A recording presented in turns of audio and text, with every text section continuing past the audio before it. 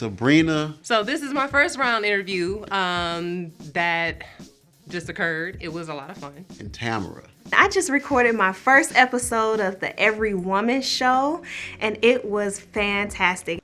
That was probably the best first round. Hey, this is Dean Beans, and this is my partner Jahi, and we own a business called EVRY Media. It is a multi-purpose media center where we do all kind of cool stuff with cameras.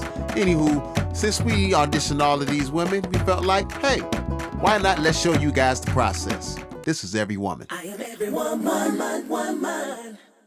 Hello and welcome, and thank you for joining us on this episode of Every Woman.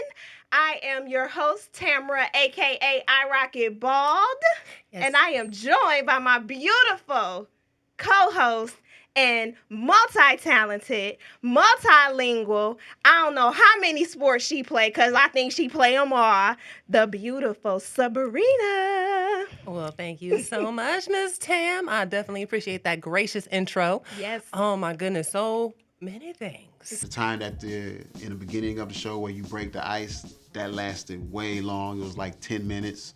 When it's a 45-minute show, you can't spend a quarter of the time breaking the ice. Who do women dress for? Like, who we getting sexy for when we get dressed? Is it for ourselves? Is it for our man, our partner, or other women? Yeah. And so I think I kind of gave you my answer. So when you get dressed, who do you get dressed for?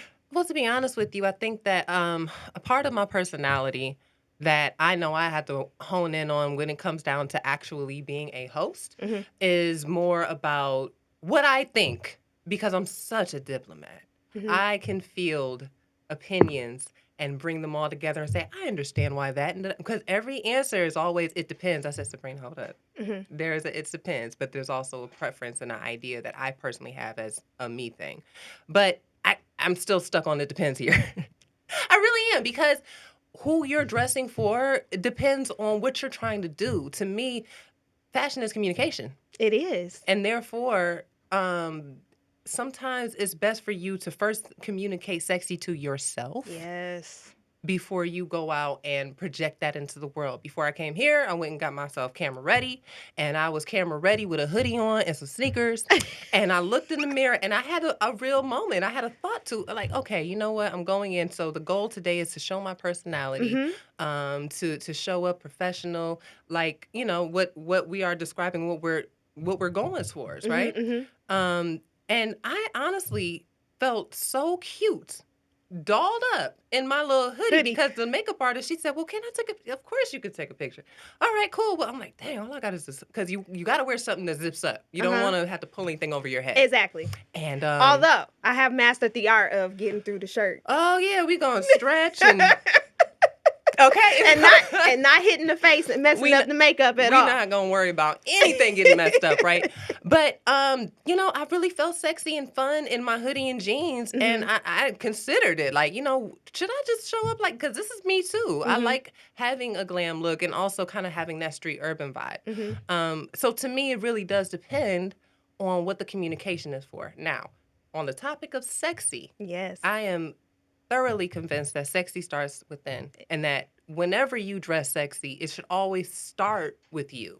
It should start with how you feel your best. And I think that a lot of women, I'm noticing that a lot of women aren't really comfortable with accepting their sexy. They're interested in looking like whatever model, whatever example of what they, you know, what sexy is acceptable for, or the goal, right? Oh, I want to get this guy, so I need to look like this. And so then you have these other facets of just beyond clothes. Now you have other layers that you can put on. We're talking surgically. We're talking false this, false that, et cetera, et cetera. So that level of sexy.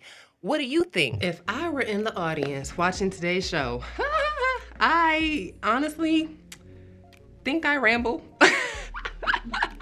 I think I ramble. And I think that there's some improvement that, you know, there's lots of things I can improve upon. But to be honest with you, if I was in the audience today, I would probably have a lot of little notes in my head about things that I would have wished I said in that conversation, or I would have wanted to be a part of what was being said today for sure. How did you own your look Let me know that because I noticed you have a bald head. Yes. So how did you own that? Like, you know what I mean? Because it's not typical for people to look and say, "Oh, that's so great." No, they like, Yeah. "Oh, where your hair at?" No, it's absolutely in line with what you're saying in regards to it being an inside job, just like happiness. Happiness is Oh, an yeah. inside job, right? Oh, yeah. So you have to start with yourself and internally and figure out what it is that makes you happy. And then once you figure that out, then you'll know what makes you feel sexy, and then you can move into identity, you know, and how you identify and how you outwardly display that, right? Right. Yeah. So, you know, getting to the point where I was rocking a bald head in public was like a 29-year process. My God. Yeah. It took a long time. It was a journey. And to be 100% complete, honest, and transparent with you, once I did it, I felt sexy. Like I really felt like You are. I mean, all respect to your husband. can't nobody rock with this. Can't nobody rock this like me, you know? Absolutely. But it was also validating to have compliments from people in public. You know, it didn't give me a big head or anything like that. It was just validating. Like, Right. you look good like that. Like, you don't wear hair no more. It looks weird on you now, you know. So I embraced it because I have alopecia areata. Okay. This is not by choice. Okay. I was diagnosed with that when I was 6 years old. So I've been living with this for a long time, but it took even longer for me to embrace it and say, you know what? I'm tired of wearing wigs and weaves and all of this, you know, fake stuff to hide who I truly am authentically. Oh, yeah. I'm gonna go ahead and embrace this bald head, and I did that back in like 2009. I probably would have been a part of a girlfriend's chat, you know, if we were like sitting on the couch sipping wine, just chit chatting. I would have felt very engaged and comfortable in the conversation. You know, I would have felt the authenticity of the hosts that came through as we spoke from our point of views. I don't know why I'm talking in the third person. I'm so crazy. Even putting on my outfit to display how I wanted to portray my personality today. I mean, I think that's how I dress, like you said, for whatever it is that you're showing up for. I like to be appropriate. And then, you know, when appropriate, I like to show a little skin because I feel comfortable with my double J's. Come on, double J's. There's nothing wrong with that. I got upgraded a few weeks ago. I used to be H-Town. I used to call myself H-Town. Okay. But since the world opened back up, I could go get another true measurement. Well, wow. But I like to put them on display sometimes. Yeah. And so, you know, and I don't think that is... I don't think that it makes me less attractive or too, like, you know, looking like a hoe or anything like that. I just like to display my God-given assets. As you should. And because he didn't give me a whole lot of booty, but, you know. I said, if God gave me booty, it would be a problem. It'd be monster situation over here. I don't, you know, I just.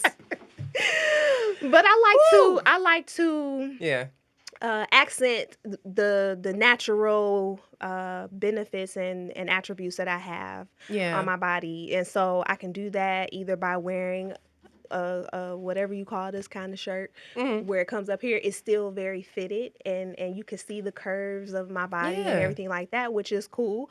But I feel sexy covered up. Everything just about as you much screams femininity, screams strength and power and femininity. And, you know, your communication, I think, is taking a while, but it shows and it's sustainable. This is something that you can live with and move forward with. On a very short story, because I know we have to get to our other topics, but I had to cut all of my hair off for an agency. I had to cut it that long, and it was just that many curls, like that long, okay? It was Eva Pickford status, okay? And I was so nervous because my whole life, my dad was always, you cannot cut your hair. Because I had all this long, big, thick, curly hair. And to me, it was a hazard because I'm the mixed girl at school with all this big, crazy hair. And whatever I did, it was like never quite the trend. And I was always frustrated with it because I didn't, you know, that curly hair thing that is now wasn't then. So right, the natural. Right. And so when I cut all my hair off, they said, well, no, we need more face and less hair, okay? And I'm like, do what you do. I felt so, like, weightless. I felt like I didn't have anything to hide behind anymore. My face was out there. Yes. And I had to figure out how I felt about that. So that was my first encounter with dealing with a different, like, feel and look. But the one thing I did get was a lot of negativity from my biological father, from my stepfather, my boyfriend at the time. They're like, we like hair. So have you experienced, I know you're married and you've been married for a while. As far as like your husband, how does he feel about it? I'm sure he feels great about it, but what was that experience like as far as like with responses from men and actually like what their thought of what sexy should be? So my husband was always the one who encouraged me to That's be amazing. natural. We've been together for since we were in high school. That's when we initially started dating. We got married in our early 20s. But he was always, how we would wrap our hair up in the scarves to lay our I don't even know what you call the hairdos no more. When you wrap it like this, a wrap. It's called a wrap. Doobie wrap, yeah. But you just have a wrap and you got to keep it flat. So you wrap it up, you comb it, you put the scarf on. It's a lot of work. He liked to see me just with my scarf. Like, he could care less if what the hair was doing under there. He like, I like that look right there. You under the scarf. And he's known me my entire adult life. And he's always encouraged me to be natural. He loves it. That's wonderful. He's not one who really likes a whole lot of makeup. He doesn't care how I wear my hair. Although if I do those enhancements, he'll compliment it or whatever. But to answer your question in short, my husband was my number one cheerleader. And when I finally did it, he was like, I told you to do that a long time ago. Exactly. So it was an easy transition for, him and I. So it was very enlightening. I just really liked it. I loved their energy. They just fed off each other very well. Well, as a follow-up question, if I can tap in on your wisdom for having a relationship that long, because there's a lot of different situations out here, You got people such as yourself who are fortunate enough, and I say fortunate because that's my personal belief, to have found your partner early in life and gone through whatever you had to go through to get to right here, right now, with children, et cetera, et cetera. As an older person, connecting with another older person is interesting. It's like a zipper. You have who we referring to as older persons? I said older. I don't know who in the room is an older person. I would say older in dating because you've established, and let me be very clear, older in the sense of you have had some time to make mistakes and establish yourself. You may have a residence. You might not live with your mom and dad. You may have, bank accounts and security set up. You may have things of that nature already completed and done. Yeah. And so in those situations, it's a little interesting to connect with the other person and actually have a conjoined life. What do you think about having joint bank accounts or potentially secret bank accounts? Yeah. So finances obviously are one of the, if not still, the number one reason that marriages end in divorce, right? Right. And so just from my experience, we did have some financial woes in the early stages because we was broke. That's so where you start. It wasn't no need for secret bank accounts because everything we had was going into one pot. You kept $3, and like you needed that. Why'd you take that 20 out the ATM the other day? You did not run that by me broke. Okay. Yeah. So initially we started off with just, we both worked. We put everything in one bank account. We paid the bills out of that bank account. But eventually that, as we have matured and grown in our careers, we had to find a way to figure out how to make finance a non-issue in our marriage because it was really starting to tear us apart. And I think it was when I used to listen to Steve Harvey. Oh, no. Girl, hold on. It was just the one thing that he said that was really good. Sometimes he had a little gem, but you got to dig like you coal mining. And it was mine, his, and ours, right? Okay. And the ours primarily was our bills account, and that's what we call it. So we put a portion of money from both of our paychecks in that bills account, and then you have what you have left over. Don't ask me how I spend it, period. That's my business. But that was just how to like keep the marriage from breaking up. But me and my sister, we had set up a separate bank account for traveling because we don't live in the same state. Okay. So it wasn't a secret, but he was like, so is that a joint account though? Like, who the beneficiary? Like, Oh, he wow. asking all these questions Yeah, now. yeah. So that kind of led me to believe that it wasn't quite a secret. He knew about it, but he didn't know all the details, and so it was a problem to some degree. Yeah. And I think that I will resolve it. If I had a secret bank account, he would be pissed And why would he be pissed? because we're one unit, honestly, and we shouldn't be hiding anything. Like, just in the sanctity of our marriage, Right. we've figured this whole finance thing out. So he know what I got and where it's at. Right. So Yeah. I don't know. And I'm of the opinion that I'm not a fan of secrets. I knew right away when I was speaking to her that we were going to vibe really well, and I felt very confident about being able to come in and just kind of fly off the cuff a little bit with her. Even though we did discuss lightly a little bit beforehand the topics and whatnot, I didn't want to give away too much. I really appreciate a natural response from any question that I ask. I'm just really not a fan of actual secrets. I mean, this is also one of those it depends questions for me because, again, it's like, well, where are you at in your life? And where, what are your finances? Is it a big discrepancy between what he makes and what you make? Is he okay with that? Are you okay with that? Do you make a lot more? Do he, there's so many different ways to slice that. But when it comes down to it, I stand on the principle of transparency. Now, I also am a divorcee. So there were some aspects of my previous marriage that were very uncomfortable financially. And that wasn't the straw that broke the camel's back in a proverbial sense.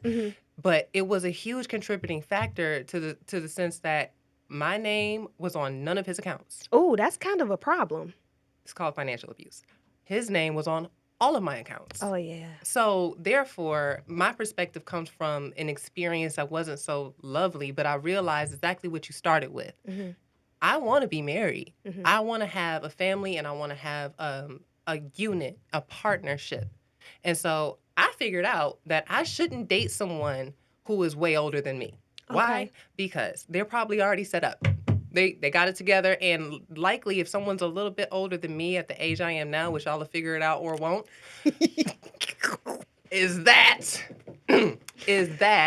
that person isn't likely looking at me with any serious intention to involve me in their finances. And therefore, that's not a good match for what I want out of my life.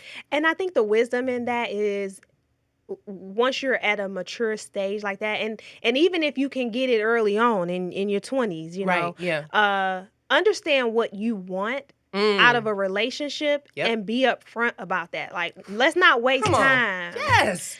Playing games. Yes. And guessing and trying to figure out and planting seeds and just doing all this weird stuff in relationships. Like, just tell me what you want. Right. So I can tell you if I don't want it, and we can figure out what we want. And move on. And allow the sound of my voice to reach the ears that need to hear it when I say there is nothing wrong with having standards. Yes. Because that's a standard. Once you figure out what you want, you can then say, I have defined standards. And nobody can go beneath any one of these things because I cannot live like this. We talked about some topics that I think are, pretty relevant to today and relationships and possibly things that women would like to hear in general. But our transitions I felt were pretty good and natural, and it was just an overall great experience. I was prepared for it. But do you think that you have to be careful with those standards though, so that you're not setting them too high to the point where you can't compromise?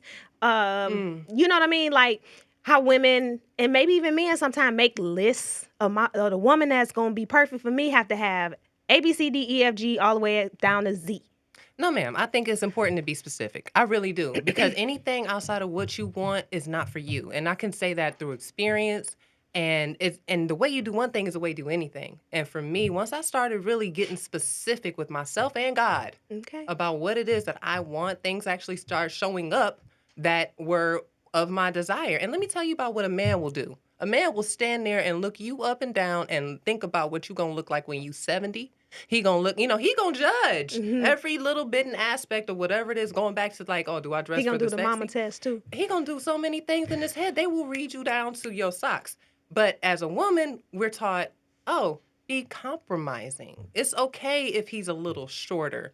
It's okay if he's this or that. If you have a standard, I have a standard on height. You cannot be under 6'2" to try to talk to me, to be honest, in a real way, because I don't want that. It's just not what I want. But what if he check off all the other boxes, Sabrina? Then that young man could be someone who is a part of my life, but it ain't you, because there's a haystack and there Okay. are thousands of needles in that haystack. But it's really, for me, one man I want to have children with. Mm-hmm. And if it's going to be 1,000 of them and all you're so perfect to this one point, I've learned how to be happy and okay with whatever God wants for my life. And if that's not going to align with what it is that is my heart's desire, I'm okay with saying no. That's a beautiful place to be.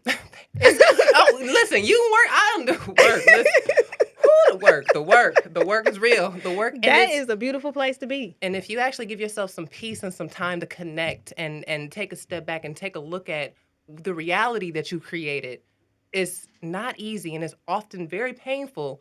But dealing with that work and Ayanna Van Zandt used to say it all the time, deal the work. And I'm like, sis, what work? What is it? I'm great. But really, take the time to sit back and be by yourself long enough for things to reveal itself to you and say, wow, I'm really not happy because I don't like this. Okay, well, like you mentioned before, finding out what your happy is. And not to get too far away from the topic of secrets in finance and relationships. It was a lot more of them interviewing each other because they were so interested in each other's lives. Because, I mean, they are very amazing women. So I could see how you could meet somebody and say, oh my God, I just want to know more about this person. That's just not what necessarily the show is totally about. You know, yeah, we do want to get to know these women. We do want, you know, the world to see the amazement that they exude, because that could spill over to people and inspire them. That's a great thing, but the whole show can't be about that. You know, the show is called Every Woman, not These Women. I have been privy to some Twitter conversations, and we're talking about dating and different levels of where you're at in life. It's interesting now. I'm seeing a few men pop up, and they're becoming very popular in telling women what their worth is and how, and what basically their caliber should be interested in pursuing as far as like a high quality man. Do you feel like that's a form of bullying for women, or? So what's my man's name? I can't think of his Talking name. about my man from Atlanta, real dapper looking dude. He hosts some sort of podcast or something like that. I think we're talking about the same guy. What's his name? Kevin Samuels. Yes, Kevin Samuels. My husband, is it Kevin? I think we'll use Kevin Samuels. We'll use that. So I don't listen to him, but Right. my husband and I have conversations about him. And from what I understand, just from a very non-listener perspective, getting Yeah. information secondhand, is that he be speaking some truths, some real hard truths. Okay. And it's hard for women to accept it from a man's perspective. Yeah. But I'm gonna leave him alone, because I'm not a listener, but I've just heard just a little. I done dipped my toe in the water just a little bit. Like, what are you Yeah. talking about? And it seems like women are getting very offended by some of the things that he's saying. They love it. They keep calling. But they keep love calling, it. yeah, Right. because he's spitting he kicking that knowledge. Yeah. But a form of bullying. Well, first of all, you can't tell me my self-worth. I determine my self-worth. Mm-hmm. Mm-hmm. And that's just on Mary Had a Little Lamb, period.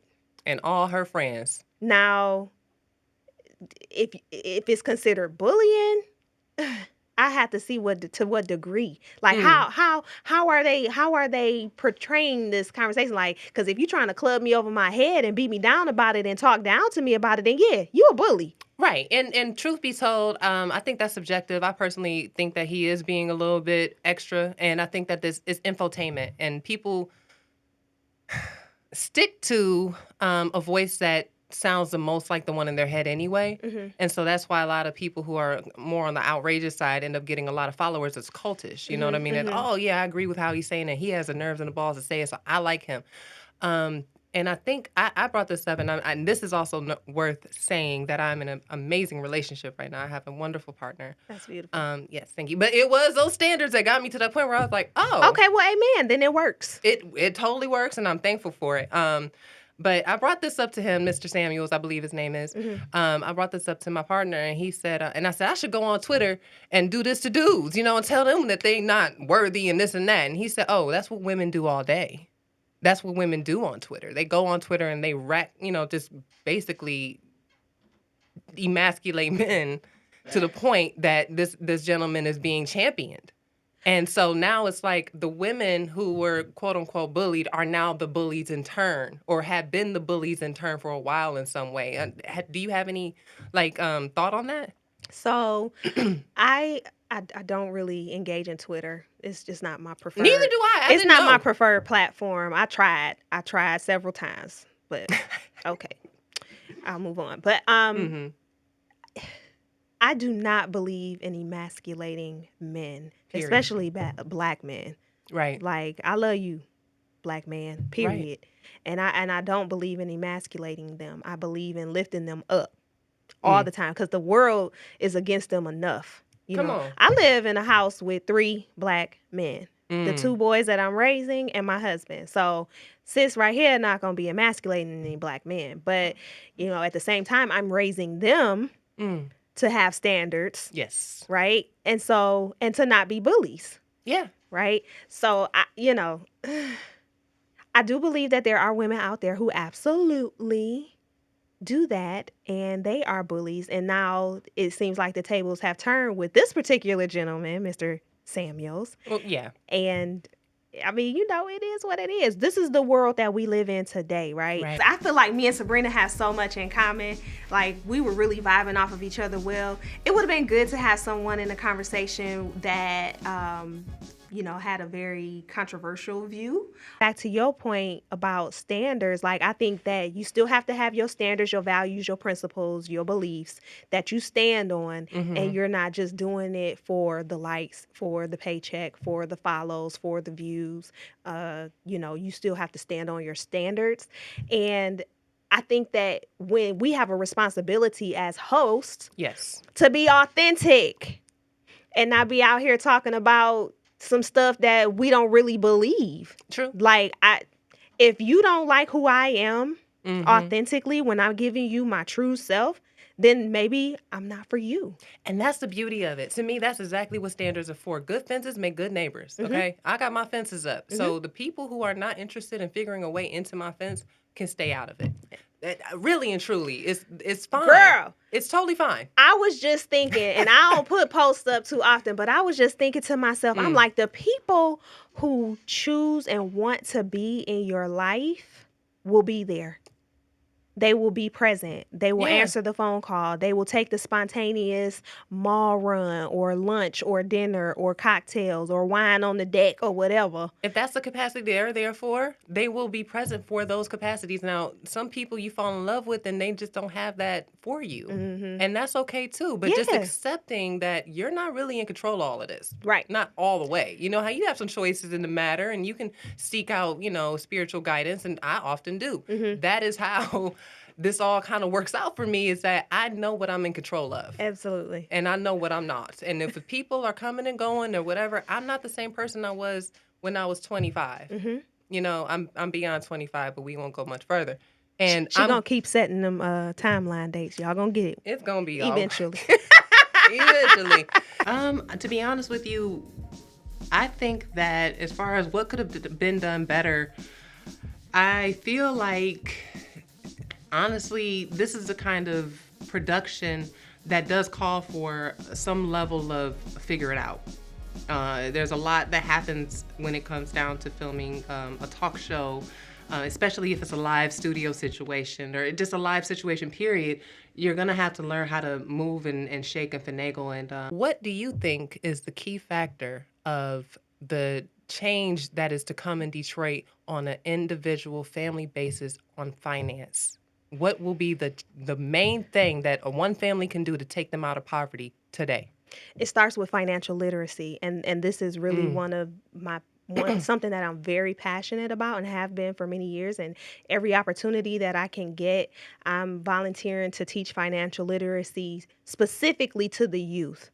Okay. Because back when I was in school, they sort of taught us a little bit about. Well, can you define financial literacy just to be very clear on what it is you mean? Yeah. So when I talk about financial literacy, I'm specifically talking about understanding the basics of banking, what a checking and savings account is, what a debit and credit is, what an Basic overdraft stuff. is. Yeah, We're just not talking 401k. We're talking about a checking account. Just a checking Yeah. account. You know what fraud is, what savings is, about credit, getting loans. I mean, like all Yeah. of those topics. And 401ks and IRAs do come into that. Yes, But you yes. have to start at the foundation, which is with our children. Yes. And what I took a poll once, and I'm like, do they still teach kids how to write checks?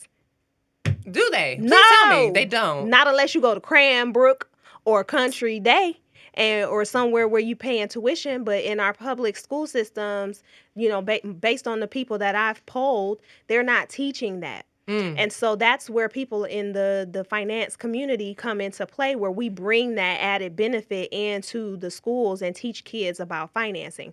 I hosted and sponsored an event with an elementary school just a couple of weeks ago, where we came in and talked to them about two twin brothers who both had jobs and, you know, were earning money and spending money and saving money. And at the end of the day, based on their patterns, one probably earned way more than the other, but saved way less. And his bottom line was like, Right. where'd all your money go? Right. So it's little adaptable lessons like that we can teach to the kids that get their minds beginning to turn on finances and teaching them how to save. Like, I started my kids' bank accounts at as soon as I can, 13, and gave them a debit card and taught them how to make deposits and withdrawals, because when I worked as a teller, it amazed me how many people didn't know how to fill out the deposit and withdrawal slip. Wow.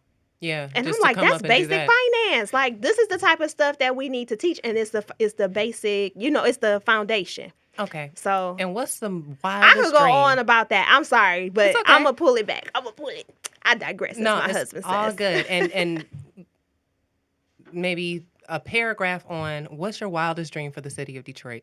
The topics that we discussed today were pretty paramount topics that I feel are important to discuss in public spaces. The idea of the concept of beauty and feeling sexy for others or for yourself, or finances. There were a lot of points that were brought up about in finances, in relationships and marriage. One of the questions we talked about, having secret bank accounts, is that okay? It just so happened that we have a banking expert sitting right there telling us that that's the number one reason that couples get divorced is based upon finance. So that in and of itself, if nobody else hears all of the other valuable things and wisdom that was shared, just even that point could inspire somebody to look into that a little deeper. And I know we have about 30 seconds. So Yeah. just yeah, it was awesome, like, interviewing with you today. I Like, know. co-hosting was amazing. Listen, Sabrina, thank you so much for just bringing your positivity and your energy in here. I think we flowed off of one another very well. So this has been a phenomenal show. Absolutely. So, we are every woman. We are every woman. So tune in next time when we'll be talking about more stuff. Have plenty of stuff to talk about. I think they shared the mic very well. I have no issues. I don't think they did anything wrong as far as sharing time. My only issue is that they didn't share the time with the subjects. So it was a whole subject that was missed out on. But in real life, that happens in talk shows. Sometimes a conversation gets so good that you don't get to all of the topics. And to be honest, the last topic was a funny one. So we didn't miss out on meat and potatoes. We just missed out on the joke, you know, which sometimes that happens. But, you know, in talking about serious things, sometimes you tell jokes too. So my overall opinion is that they did a great job. They did a stellar job, and it just could be worked on and tweaked a little bit. And I'm looking forward to round 2. I am every woman.